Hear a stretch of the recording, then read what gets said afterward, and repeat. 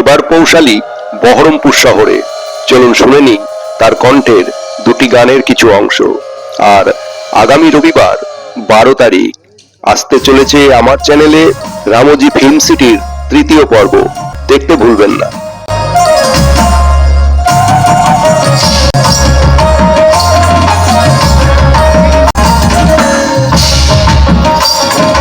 যুগল মিলন